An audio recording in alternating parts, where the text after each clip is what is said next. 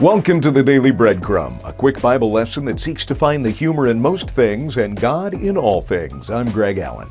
Today's lesson is a request from Sissy, who is clearly tired of the cheap stuff and wants some of that Chateau Lafite Rothschild. So let's get into John chapter 2, shall we? Jesus' first miracle. Not healing the blind, no.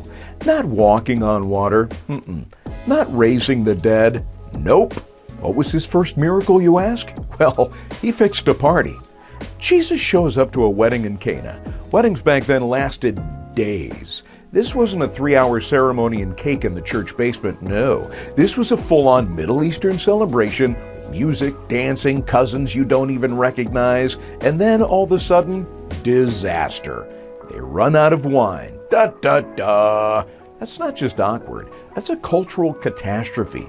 Imagine hosting Thanksgiving and halfway through someone saying, "We're out of turkey!" Da-da-da!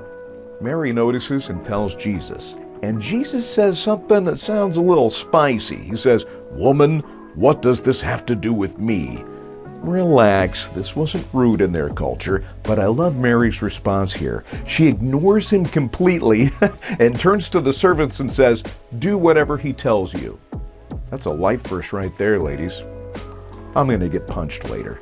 Anywho, Jesus points to 6 giant stone jars, each holding 20 to 30 gallons, and says, "Fill them with water." So the servants start hauling water like an extreme marine exercise. Then Jesus says, "Now take some to the master of ceremonies." And somewhere between the bucket and the taste test, boom, water becomes wine. And not just wine. It was the good stuff. The guy in charge tastes it and says, "Most people serve the good stuff first and the cheap stuff later. You save the best for last." Well, let's pause here for a second. Jesus didn't make budget wine. Oh no. He didn't make boxed wine. He made premium 5-star Napa Valley Miracle wine. And roughly about 150 gallons of it. That's not a sip, that's divine overkill. And here's the lesson in all of this. Jesus cares about your joy. He shows up in ordinary moments. And when he moves, he doesn't do things halfway. Oh no. Also notice this. Nobody else even knew what happened. Just the servants and the disciples. Sometimes Jesus does his best on the DL. And finally, the jars were empty until they were filled. Jesus didn't create something out of nothing. He transformed what was already there.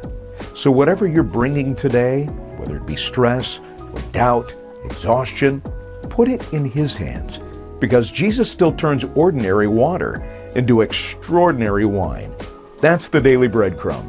I'm Greg Allen. Thanks for the suggestion, Sissy. It was a good one. And now it's your turn to turn no comments into an extraordinary suggestion on what Bible lesson I breadcrumb next. So you can do so down below.